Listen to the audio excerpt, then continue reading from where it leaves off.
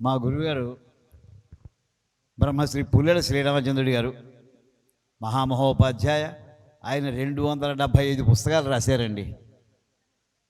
ఆయన పద్మశ్రీ వచ్చినప్పుడు వారికి సువర్ణ పుష్పాలతోటి పూజ చేద్దామని ఆయన శిష్యులందరికీ అనిపించింది, బంగారు పువ్వులతోటి. సో ఇలాగే పీఠం వేశారు, కూర్చున్నారు. పక్కన వేదమంత్రుల చేత మొత్తం 27 పువ్వులు చేయించామండి, 28 చేయించి ఒక్కొక్క వేదమంత్రం అంటే మనకి నక్షత్ర పర్ణం ఒకటి ఉంటుందండి. ఒక్కొక్క నక్షత్రం మంత్రం చదువుతుండగా ఒక్కొక్క బంగారు పువ్వుని వారి శిరస్సు మీద అలంకరింపజేస్తూ ఉండడం, 2వ వరుసలోపు ఆ పువ్వుని జాగ్రత్త చేస్తూ ఉండడం. ఇలా 27 మంది ఆయన అలా కూర్చుని ఉన్నారండి. నేను పక్కనే అంటే ఆర్గనైజ్ చేసిన వాళ్ళలో ప్రధానమైన వాళ్ళు నేను ఉన్నాను. అంటే సంఘటన చెబుతున్నానండి. అంతా అయిపోయింది. అది పువ్వులని జాగ్రత్తగా ఇచ్చేసామండి. మొన్నటి పొద్దున వారిది చదువుకోవడానికి వెళ్ళినట్టు, గురుగారు నిన్న రాత్రి మీరు ఈ సన్మానం చేస్తుంటే ఏదో ధ్యానం చేస్తున్నట్టు నాకు కనిపిస్తోంది, ఏం చేశారో కాస్త చెప్తారా? మీ చెయ్యి ఎడం చెయ్యి గుప్పిడికి అసలు పట్టుకుని ఉంచారు, అది అసలు ఆ గుప్పిట్లో ఏం పెట్టుకున్నారో చెప్తారా అన్నాను. ఈ చేస్తున్న సన్మానం దేనికి చేస్తున్నారయ్యా? నేను రాసినటువంటి గ్రంథాలకు చేయడం బట్టి నాకు చేస్తున్నారు. ఈ గ్రంథాలన్నిటికీ అధిష్టాన దేవత ఎవరు? సరస్వతీదేవి. అందుచేత నేను సరస్వతీదేవి ఫోటోని చేతిలో పెట్టు కూర్చున్నానయ్యా.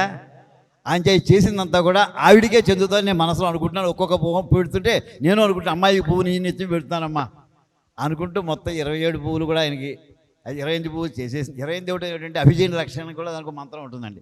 అభిజిత్ కూడా 28 ఇచ్చేసేవాడిని. ఆ మొన్నాడు మళ్ళీ పాఠానికి వెళ్ళాను. అవధానంలో నువ్వు ఏమో అనుకోనంటే ఒక మాట చెప్తానయ్యా అన్నారు. చెప్పండి గురుగారు, మీరు ఏం చేస్తే మేము కాదన్నారు. నిన్న నువ్వు ఇచ్చిన 28 బంగారు పువ్వులు ఉన్నాయి చూసావా, వెంటనే ఈవేళ పొద్దున్న వేద పండితులు పిలిచి అందరికీ ఇచ్చేసానయ్యా. మామూలు బంగారు పువ్వు ఒక్కొక్కటి 1 గ్రామ్ అండి. ఆ వేళ చేయించింది 27 గ్రాములు ఉంటే ఈవేళ లెక్కేసుకోండి, 15,000 చొప్పున లెక్కేసుకోండి, లక్షల్లో పెడుతుంది. ఆ వేళ రేట్లు కూడా ఎక్కువేది. అంతా ఇచ్చేసాను. మా ఆవిడ మాత్రం 1 పువ్వు ఉంచమందయ్యా, దేవుడి సింహాసనంలో పెట్టుకుంటానని. అంటే 28 పువ్వులోని 1 పువ్వు ఉంచి 27 పువ్వులు బంగారు పువ్వులు దానం చేసేసాను. ఇవాళ ఘనాపట్లు పంచిపెట్టి ఇచ్చేసాను అన్నారు. అంటే సన్మానం చేసేప్పుడు ఎలా ఉండాలో నాకు అది మార్గనిర్దేశం చేశారు. అంచేది ఇందాక మీరు చేస్తున్న సన్మాన ప్రక్రియ ఎంత అవుతుండగా నేను బాసర సరస్వతీదేవిలో ధ్యానం చేసుకుంటూ కూర్చున్నానండి. అది అందరికీ అంచేది మీరు చేసిన సన్మానం అంతా కూడా బాసర సరస్వతీదేవికే చెందిందండి. అది నేను సభాముఖంగా చెప్పుకుని ఆనందిద్దామని చెబుతున్నాను. అది అయితే ఇది చేసినటువంటి ప్రక్రియలోనండి, ఇది అంటే వాస్తవంలో కొన్ని విషయాలు ఎక్కువ మంది తెలియడం, ఇంకోటి ఎవరైనా ఇన్స్పిరేషన్ అవుతుందని ఆ సంఘటన దృష్ట్యా చెప్తాను. ఒక 5-10 నిమిషాలైనా కొంచెం శ్రమపడి కాస్త ఆలకించండి.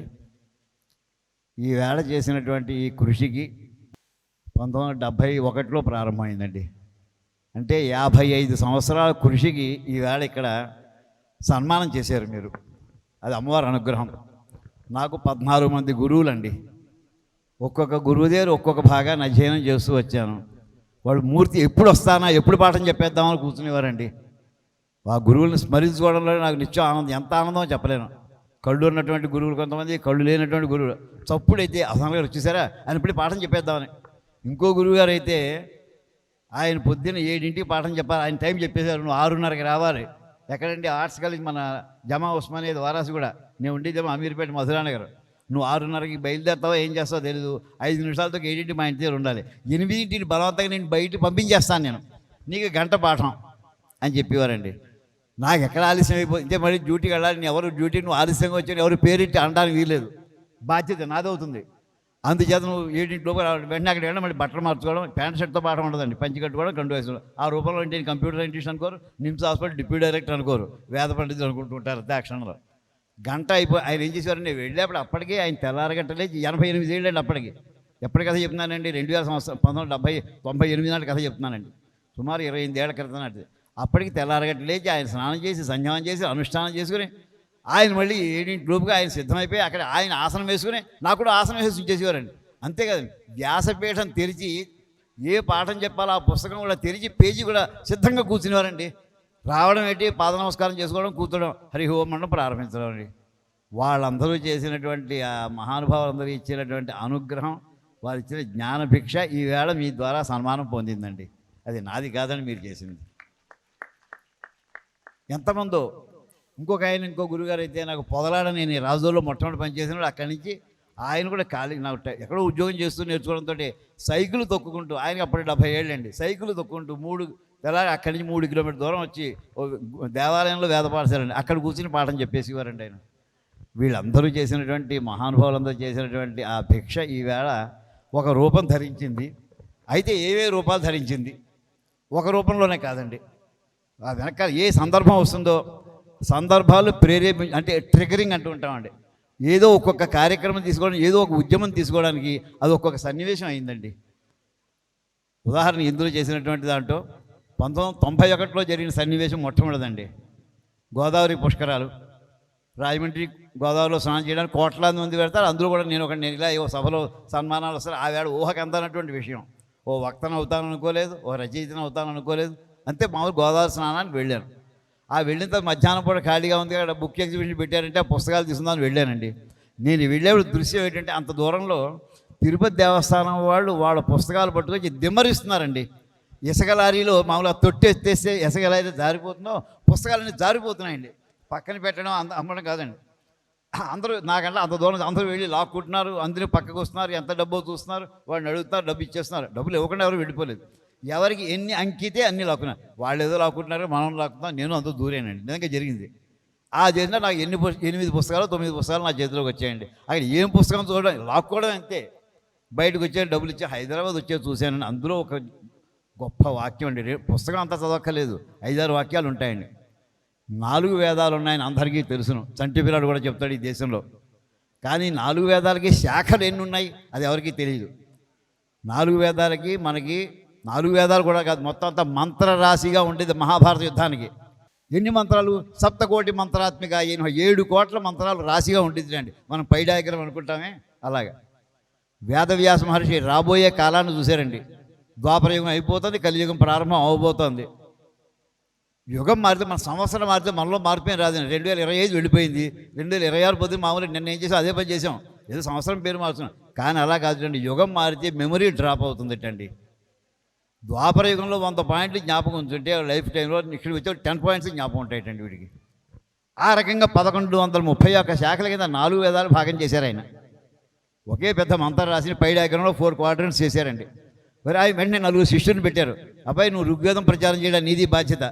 ఆయన పైల మహర్షి, వైశంపాయన మహర్షిని ఎదురువేదం నువ్వు ప్రచారం చేయి, జైమిని మహర్షి, సుమంత మహర్షి, 4 మహర్షులకి 4 సెగ్మెంట్స్ ఇచ్చేశారండి. వాళ్ళు ఏం చేశారండి, కలియుగం ప్రారంభమైంది, మొదటి జనరేషన్స్ ట్రై చేశారండి. అంటే వేదంలో 4వ వంతే చదివిస్తున్నారు. అది కూడా జ్ఞాపకం ఉండట్లేదండి ఉత్తరం వాళ్ళకి. దీనికి కూడా ఇంకా చిన్న భాగాలు చేయాలి. వాళ్ళు ఏం చేశారండి, గురుగారు ఏ టెక్నిక్ చేశారో సెక్టార్స్ కింద విభజించారో అదే రకంగా మళ్ళీ ఋగ్వేదాన్ని చేశారండి. ఆ భాగం కూడా జ్ఞాపకం లేదు 2వ తరానికి. అలా 3 తరాల్లో ఋగ్వేదాన్ని 21 భాగాలు చేశారండి. సామవేదాన్ని 1000 భాగాలు చేశారండి. యజుర్వేదాన్ని 101 భాగాలు చేశారండి. అథర్వ వేదాన్ని 9 భాగాలు, మొత్తం 1131 శాఖల కింద విభజన చేశారటండి. కలియుగం ప్రారంభమైన మొదటి 3 తరాల్లో. మొదటి తరం అంటే 25 ఏళ్ళు అనుకుందాం సుమారుగా, మొదటి 70 ఏళ్ళు. ఇంకా చిన్న చిన్న మొక్కలు చేసి ప్రశ్నలు చదివి తీరవలసిందే బలవంతంగా. ఈ గోత్రాల వాడు ఇవి చదవలసిందే శాసనం పెట్టేశారు. అలా విభజన చేస్తే ఆ పద్ధతి 4000 సంవత్సరాలు ఈ దేశంలో నిలబడిందండి. మనకి మహాభారత యుద్ధం అయ్యి 5200 సంవత్సరాలు సుమారు అనుకుంటే, కలియుగం ప్రారంభించి కూడా సుమారు అదే అనుకుంటే 4000 సంవత్సరాలు నిలబడ్డాయి. ఈ మాట ఎవరు చెప్పారు? మహర్షులు చెప్పారు. సాక్ష్యాధారాలు దొరికాయి. పతంజలి మహర్షి మధ్యలో వచ్చారండి, ఆయన రాశారండి. ఆయన ఎప్పుడైనా క్రీస్తు పూర్వం 300 అని చెప్తుంటారు. ఆయన వ్యాకరణానికి భాష్యం రాస్తూ అక్కడ ఎన్ని వ్యాసశాఖలు ఆయన రాసిచ్చారు. మొత్తం 1131 ఆయన రాశారు. మొట్టమొదటి అంకె ఎవరు రాశారు? భాగవతంలో 12వ స్కంధంలో 7వ సర్గంలో 7వ అధ్యాయంలో రాశారండి. సో 5000 సంవత్సరాల క్రితం ఉన్నటువంటి డేటా మన డాక్యుమెంట్ దొరికింది. 2300 సంవత్సరాల క్రితం ఉన్నటువంటి డాక్యుమెంట్ దొరికింది. శంకరాచార్యులు వారు విష్ణు సహస్రనామానికి భాష్యం రాస్తూ మరి వారు అందులో రాసుకొచ్చారు. సర్వదృగ్వ్యాస అనే పదాన్ని రాస్తూ మళ్ళీ 1131 శాఖలు ఉన్నట్టు రాశారండి. 3 భిన్న కాలాల్లో అన్నీ ఉంటే చివరికి మన స్వతంత్రం వచ్చేవాడి 11, 12 మిగిలేటండి. 1131 ఎక్కడ, 11, 12 ఎక్కడ? ఈ ఎంత అనాలి చేయండి, లాస్ట్ 1000 yearsలో పోయిందండి.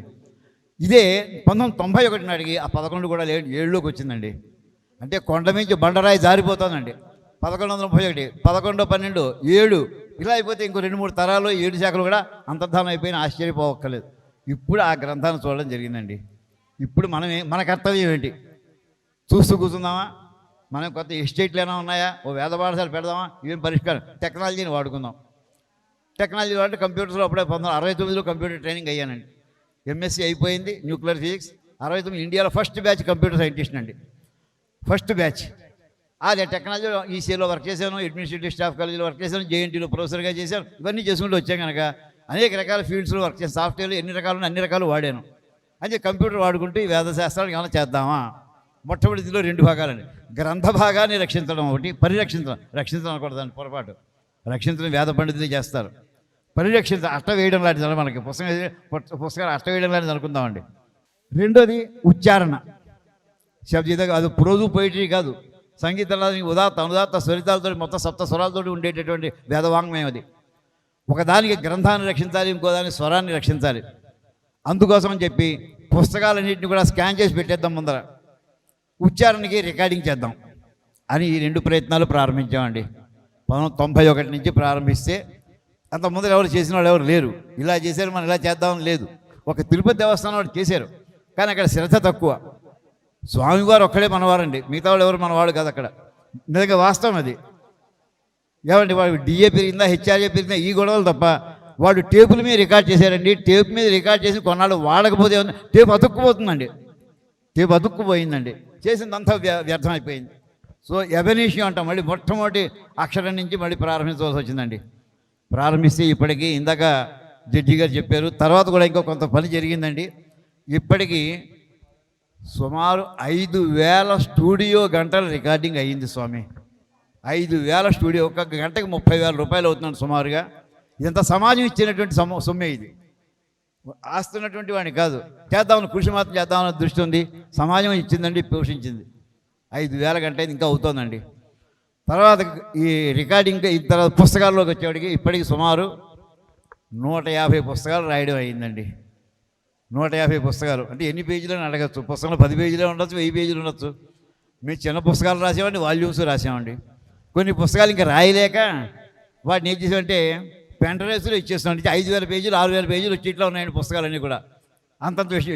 విష్ణు సహస్రనామం ఇవాళ ఇంటింటా పారాయణ చేసేటువంటి గ్రంథం అండి. లలితా సహస్రం, విష్ణు సహస్రం అందరూ పారాయణ చేస్తారు, కానీ ఆ విష్ణు సహస్రనామం అర్థం గురించి ఎవరు పట్టించుకోరండి అసలు. శంకరాచార్య వారు భాష్యం రాశారండి, అది పాఠం చెప్పడం ప్రారంభించాం. ఎంతసేపు వచ్చిందని తెలుసా అండి, 3.5 సంవత్సరాలు పట్టిందండి. ఆ 1000 పేర్లకి అర్థం చెప్పుకోవడానికి 3.5 సంవత్సరాలు పట్టింది. గంటల్లో లెక్క చెప్తే అన్ని రికార్డింగ్ చేసామండి. సుమారు 150 గంటల పైన వచ్చిందండి కంటిన్యూస్గా వింటే. ఎవరైనా వింటారా? తల శాశ్వతంగా ఒక నిక్షిప్తం చేయబడి ఉంది. ఎవరు వింటారో వాళ్ళు అదృష్టం, వినేవాడు దొరికారండి.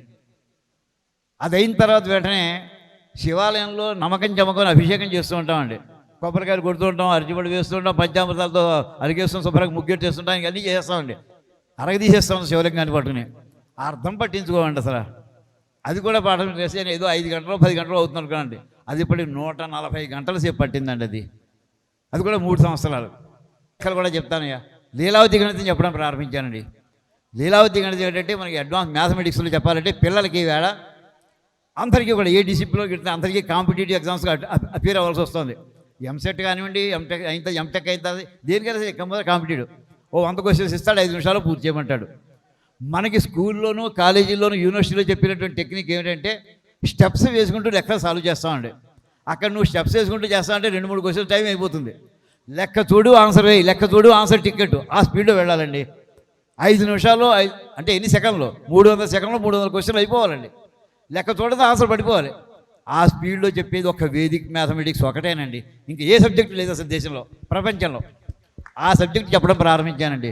1,00,000 మంది పైన నేర్చుకున్నారు స్వామి. ఇప్పటికి 1,00,000 మంది పైన నేర్చుకున్నారు.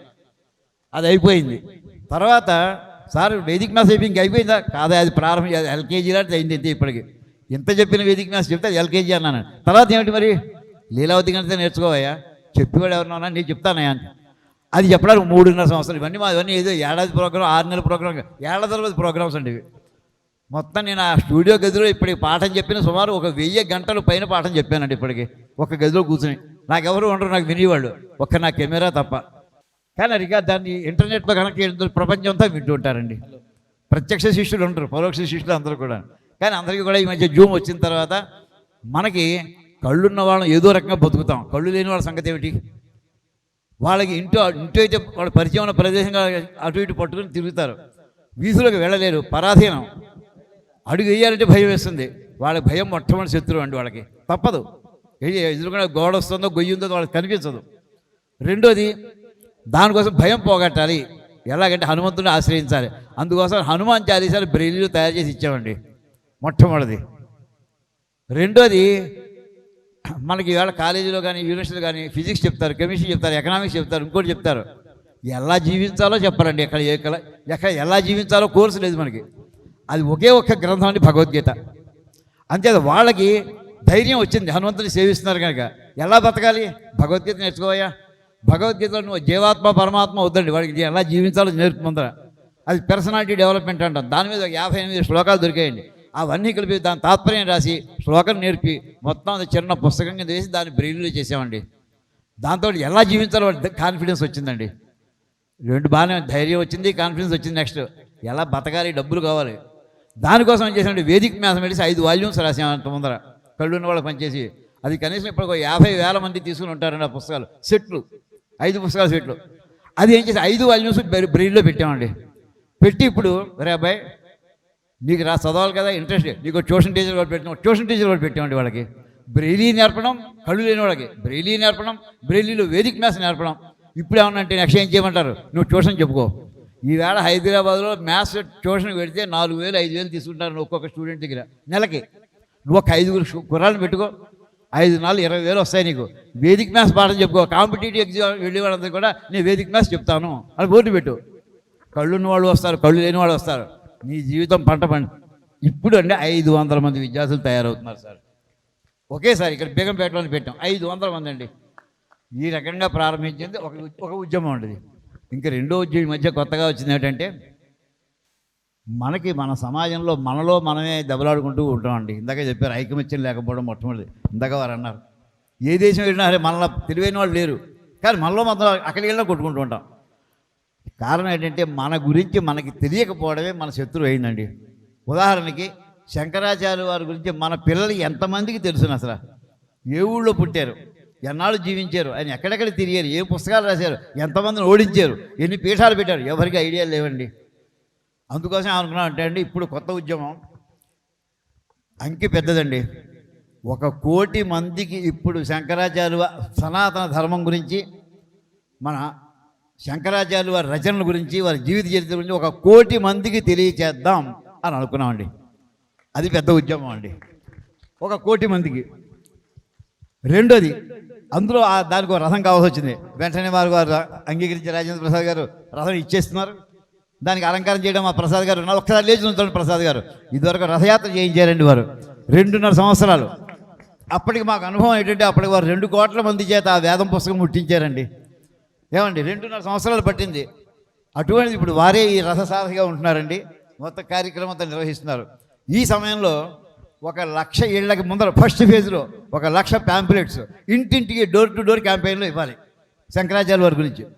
పిల్లలకి ఈ మధ్య ఇంకోటి చేసామండి 5 ఏళ్ల క్రితం.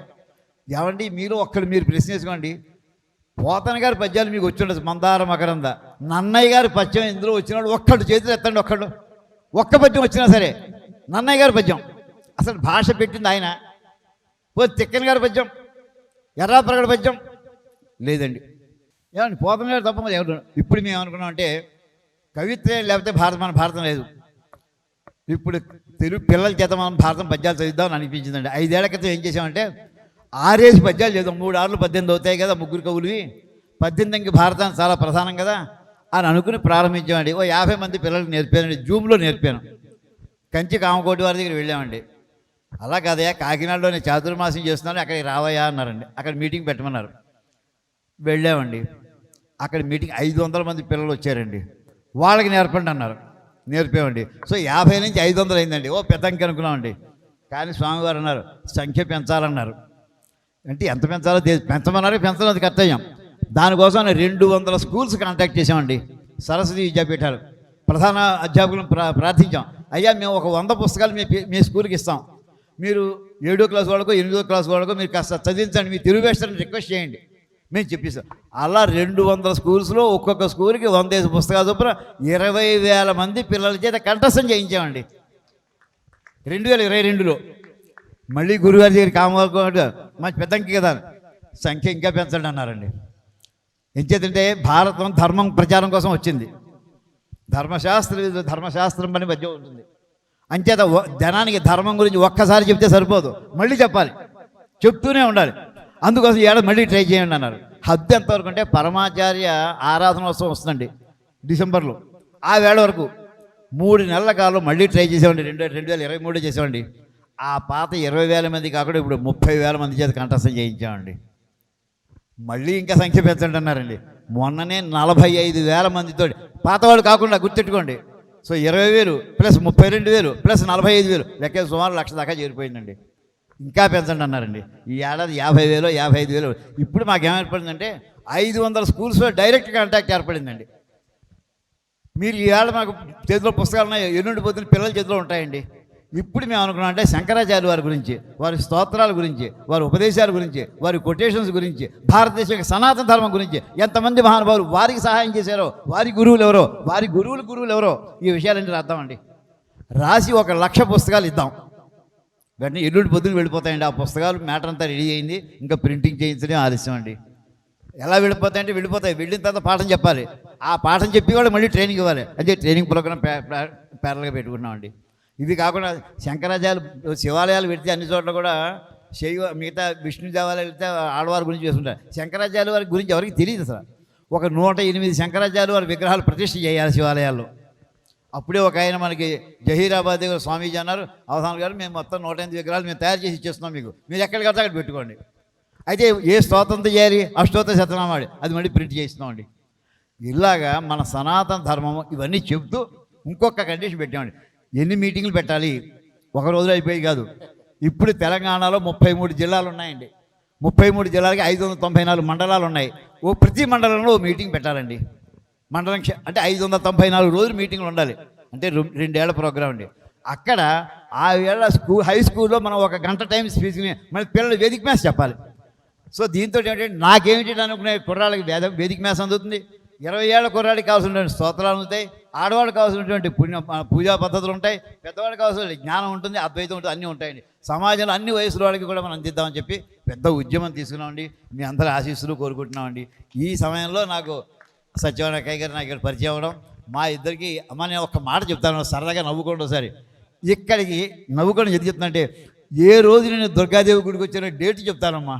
ఈ వీడియో మీకు నచ్చినట్టయితే లైక్ చేయండి, 10 మందికి షేర్ చేయండి. అలాగే కామెంట్ల రూపంలో మీ అభిప్రాయాలను మాతో పంచుకోండి. Nationalist hub group of channels ను సబ్స్క్రైబ్ చేసుకుని తెలుగునాట జాతీయవాద జర్నలిజాన్ని ప్రోత్సహించండి. ఈ వీడియో కింద ఉన్న బెల్ ఐకాన్ పై క్లిక్ చేయడం మర్చిపోవద్దు.